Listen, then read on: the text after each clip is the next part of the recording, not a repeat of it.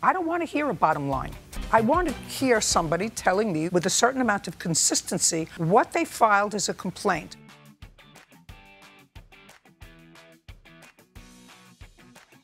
Number 30, not my favorite case. Judge Scheindlin doesn't mince words. From the top of this case about a cracked iPhone screen, she's so bored she can't even contain herself. Go into a long story with me. It's not my favorite case, in case you couldn't tell from the look on my face. This is not a happy face. Plaintiff Michael Arter alleges that defendant Speen Khan broke his phone while roughhousing. But between the fact that the plaintiff was intoxicated at the time and that the crack in the screen is too minuscule to warrant a lawsuit, she's less than interested. The damage is in the top left corner.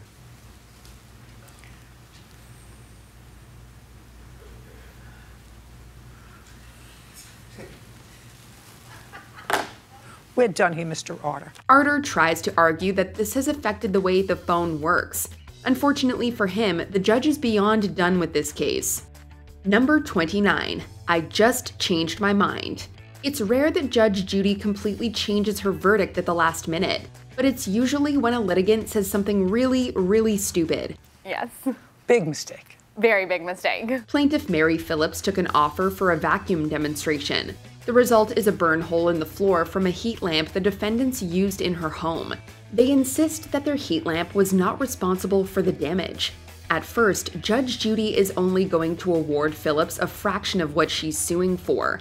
Oh, no, they're not doing that. I mean, it's terrible, but they're not doing the whole living room and foyer. That is, until defendant David Byram accidentally contradicts his wife's testimony, admitting the heat lamp did touch the floor for a few seconds. They pay dearly for their dishonesty. What was wrong with the heat lamp? There was nothing wrong with the heat lamp, and I hold that lamp the entire time. It touches the floor for maybe 2 seconds. Just changed my mind. Did you have the floor fixed? I have not had it fixed yet, Your Honor. Judgment for the plaintiff in the amount of $2,500. We're finished. Thank you. Thank you. Number 28. A phone call. You know things are going to get interesting when the judge makes a phone call. You have made my day so much easier, Miss Denham, and I thank you very much for being so articulate and clear. Thank you.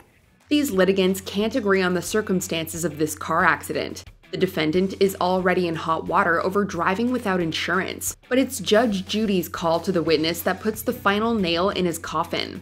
Once she has all the facts, she hands the defendant his own head on a platter and has a great time doing it. You got impatient and went around her and cut her off to make the left turn. That's why she stopped, and that's why she gave the police her name, because you went around her car, cut her off, she was making a left turn, and there was no green arrow. She doesn't even listen to the amount the plaintiff is asking for.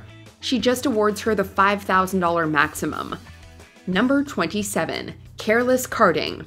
Lots of bad decisions had to be made to make this case possible. There are several ways for him to get back to where he was supposed to be, but you decided that the best way to coax him to do that was to allow him to drive your golf cart. An 8-year-old really shouldn't be driving anything besides a bike. Someone should tell that to these defendants. Chris Beiser allowed a friend's child to drive her golf cart, and he ran right into a neighbor's shed, destroying it. Beiser, who owns the cart and was in it with the child at the time, does not think she's responsible. That's not how Judge Judy sees it. You hit the shed. As a matter of fact, even in the story that you're telling me, you hit the shed because you took the wheel and said you were turning it. You hit the shed. There's really no way the defendants can get out of this one. They are going to pay to have the shed rebuilt. It's just a question of how much. The estimate for that shed is the removal, the rebuild, and the... I said I find $4,500 unreasonable. Sure. Good. Much better. Judgment for the plaintiff. Number 26. Breaking the law. Plaintiff Phyllis Charday doesn't start things off on the right foot. I got pulled over without insurance. That's not the reason. That's not the reason. Okay. That's baloney. She's come to the court because her friend sold a car she paid for without her permission. The only trouble is that Charday had to put the car in the defendant's name. I'm telling you, not a smart thing to do. Because now you're liable for anything that happens with that car. You do understand that. Yes, ma'am. Judge Judy susses out very quickly that there's a reason the plaintiff couldn't have the vehicle in her name. Charday is not legally allowed to own one. To award her any money would be to uphold her illegal activities. It may be a TV court show, but Judge Judy's not interested in helping scammers carry out their scams. And what you're asking a court to do is to say, well, despite the fact that you were breaking the law, I'm going to help you. Courts don't do that. Not this court. Number 25. Don't try to outthink me, sir. The plaintiff in this case is suing her ex-fiancé for unpaid loans and the cost of a wedding dress she's still making payments on. Here's the problem. The defendant is already married to someone else. Do you understand what I'm saying, Mr. LaCourse? Yes, I do, Your Honor. Don't try to outthink me, sir. You're going to lose. His excuses are all over the place.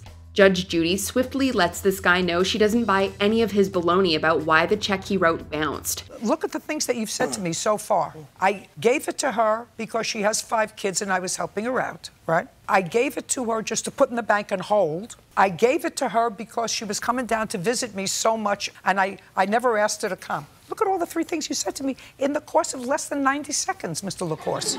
Yes, ma'am? As if Judge Judy hasn't already heard every excuse in the book.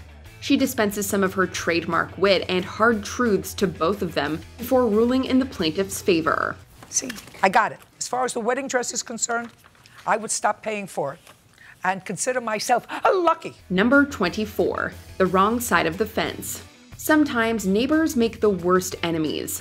In this case, plaintiff Bob Ketcherside is angry over the defendant's choice of paint for their shared fence. Meanwhile, Ketcherside can't even see that side of the fence from his house or yard. It's completely visible to the rest of the neighborhood, anybody on the street, anybody on the sidewalk. Who cares? That has nothing to do with you. Things got tense between them and they landed in court. This is clearly a case of a litigant having too much time on his hands. So he painted the fence that only the side that faced his property, a fence that you put in the contract he was to pay for half of, a color that he wanted. The defendant, by the way, doesn't even need to say a word the whole time. The plaintiff does a great job of looking foolish all on his own, though he does get a little help from the judge. The only color fence you see from inside your house, from your backyard, that your children see, that your grandchildren see, that your wife sees, is this color fence. Am I correct? Yes, ma'am. Number 23. You hit his car. There are some people who can't even fess up to wrongdoing when the evidence is plain as day. He hit there's a portable handicap sign. He smashed into that and smashed into my car. And that the sign smashed into your car? No, the car did too. Okay, and that's what the video is going to show. Oh, you bet. Here, defendant Joffrey Koloski is willing to tell Judge Judy right to her face that he did not back into the plaintiff's car, even when presented with clear video of him doing just that. You don't even go and see if there was any damage to your car? I knew what I hit. Well, clearly not, because you denied it. He insists he just hit the reserved parking sign in front of it. Well, that's not untrue. But he also most definitely hit both the sign and the car. It seems he wants everyone to believe that dinky little signpost made the plaintiff's entire car move, but anyone who sees the footage is clear on what happened. Thank you. Judgment for the plaintiff in the amount of $1,038.38. Thank you very much. We're done here. Number 22. Unruly witness. I Yes. proceeded to pull out. You can't pull He out. struck my vehicle. You can't pull out. Doing the high rate of speed that he's doing. I have a witness saying that he had pulled out earlier down the road, driving Listen to me- recklessly. Listen to me very carefully. His name is Chris. That's correct. You have no insurance, and you had a stop sign. The judge is already set to rule for the plaintiff. He's suing for damages from a car crash where the defendant struck him. The defendant was the one with the stop sign, so it's pretty cut and dry. When the plaintiff's witness begins speaking out of turn, however, that's when things really kick off. You don't drive a car without insurance. That's irrelevant. Not to me, it isn't. Maybe to you. Discussion about the actual accident is completely sidetracked as she spends most of this brief case lecturing the two unruly men on the law and the problems of driving without insurance. Sometimes you have to wonder if she's just toying with people for our amusement. It's so satisfying to watch her let these two have it. He thinks that this is a cocktail hour. See that door? Yes, sir. Yeah, that's the one. So you're saying the fact that I'm saying judgment for the plaintiff in the amount of $250. We're finished. Thank you. Number 21. Calling it. Litigants in Judge Judy's courtroom often try to call BS on the other one, but they usually don't say the word outright. That's exactly what plaintiff Raven Miyamoto did in this case about a college roommate arrangement gone wrong. We had been having issues beforehand, and there's already tension in the house due to Daisha's attitude towards me. Or because you were jealous. Whatever it was, you weren't getting along. And the judge was already over these two young women from the moment they started talking about past traumas. But then they got into a verbal spat right in the courtroom. Miyamoto not only says the word, she repeats it for the judge without apology. Avoiding profanity in Judge Judy's courtroom is probably the bare minimum, and Miyamoto can't even clear it. She tosses them out like two spoiled children. Your Honor, I have a countersuit. you're done. You're done. If you don't know where you are, that's your problem. Goodbye. There's no excuse. You may step out.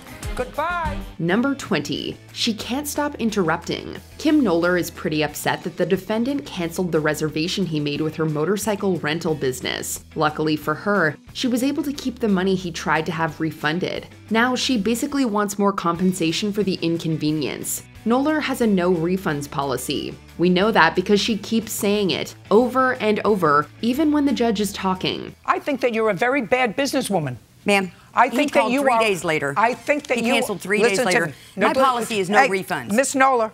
Miss It's in my Knoller. policy. I'm talking, you're not. The first rule of Judge Judy is don't talk over Judge Judy, but she doesn't seem to care. The judge already has it in for her over her business practices, but it doesn't take long for Knoller's case to be dismissed due to her sheer inability to stay quiet. And used my business before 3 times. That understood the policy.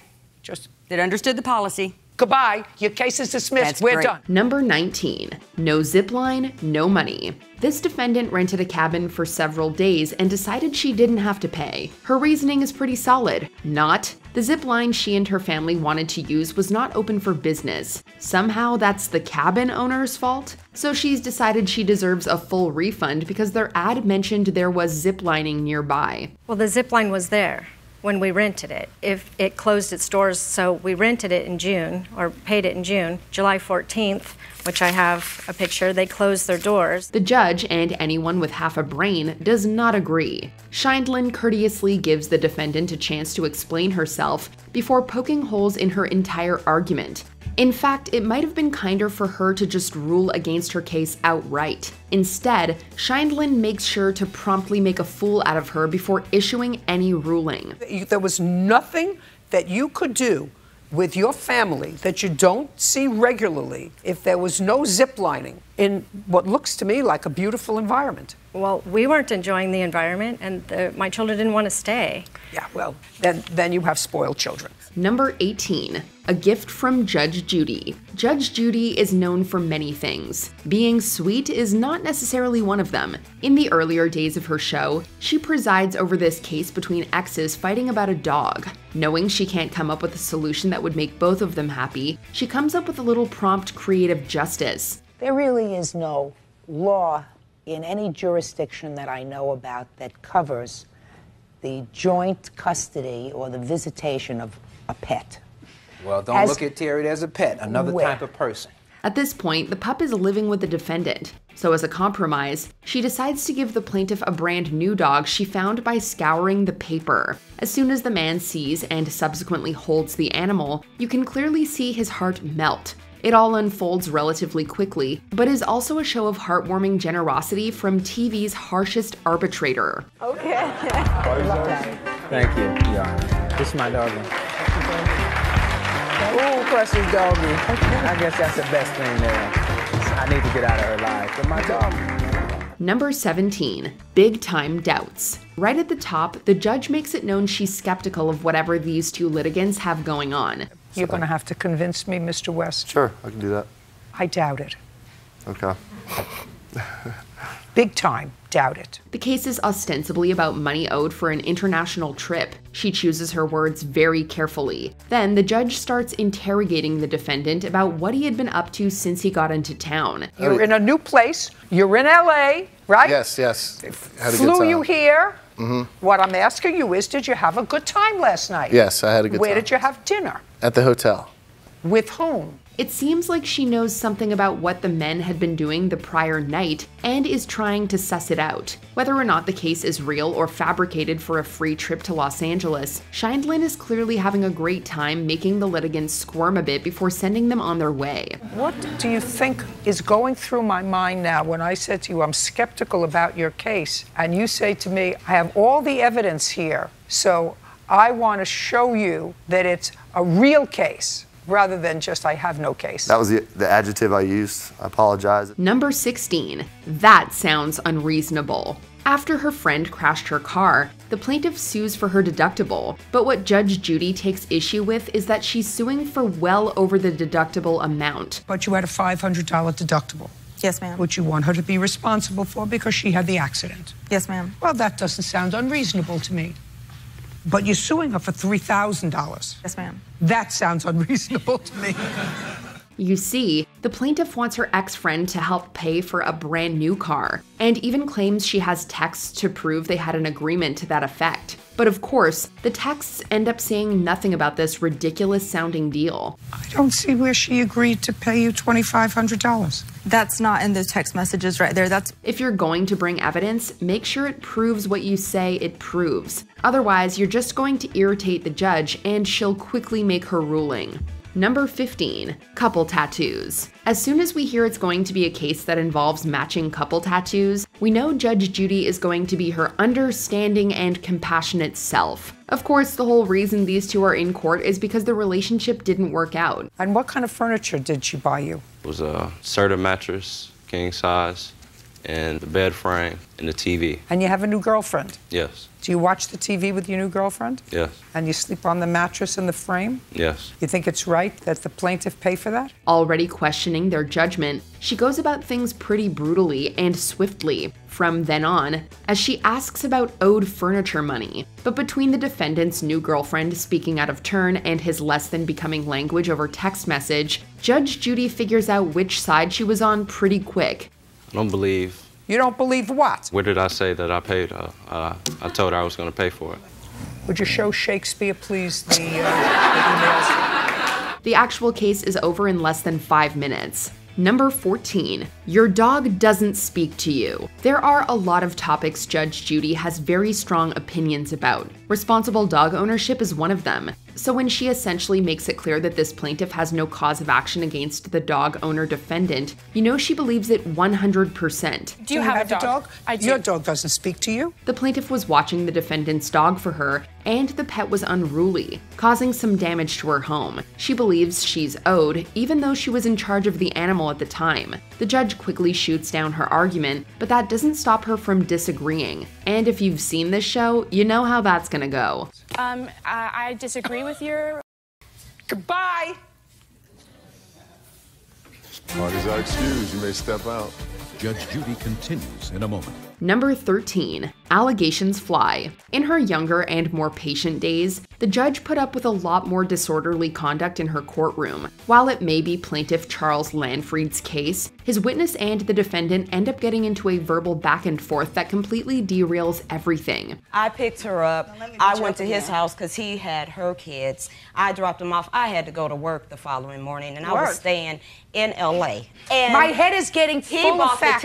It doesn't take long for the snide remarks and insults to turn into full-blown accusations of unflattering behavior. The judge awards Lanfried his money after less than 4 minutes, if only to get them all out of her hair. Still, the drama is far from over. Their heated exchange spills over into the hallway outside. How many friends buy you a convertible? How many friends buy you a tennis bracelet? How many people sign your apartment on your lease? How many people do this? Number 12. $5,000 for a $10 haircut. Judge Judy understands that the law is important, but so is good TV. If she wasn't interested in entertaining us, she wouldn't hear this case about someone so upset by his haircut that he's suing for a whopping $5,000. Just hope you don't use that against me.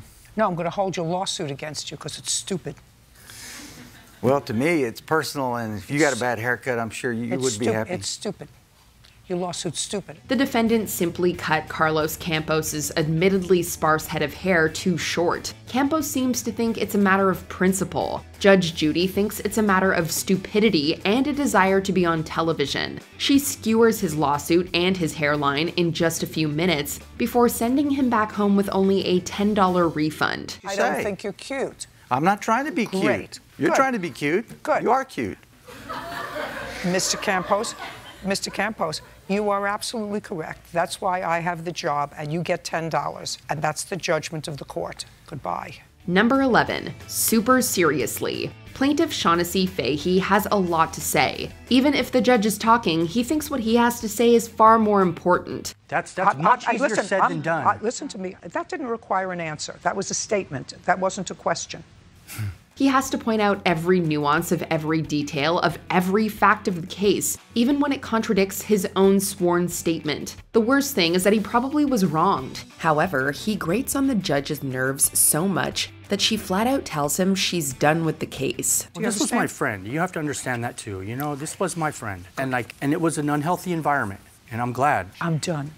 You're gone. And as quickly as it began, it's over. When he realizes what's happened, his incredulous response gives Judge Judy the opening for a brutal and efficient smackdown. Seriously? No, not seriously. Super seriously! Number 10, substance use disorder.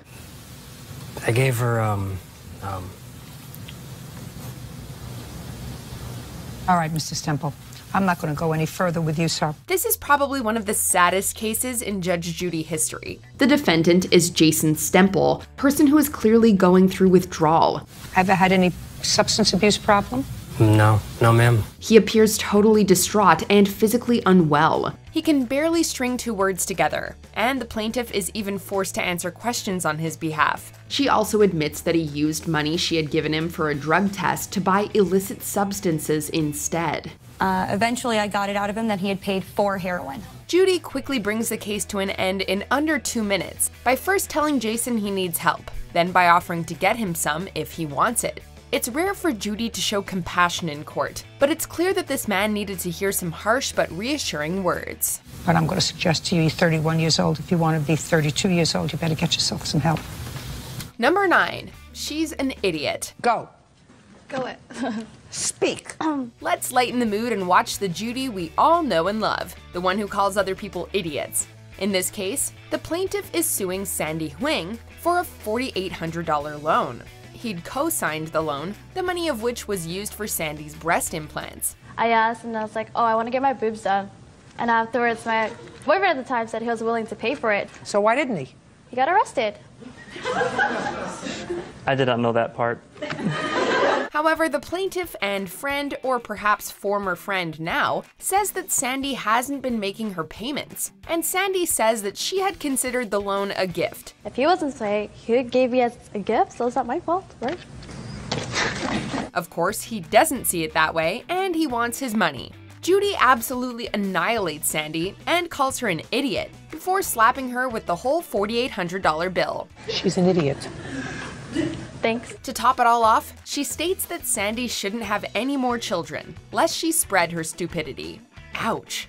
That some people say that being an only child is not a good thing. In your daughter's case, perfect. Number 8, ruined iPhone.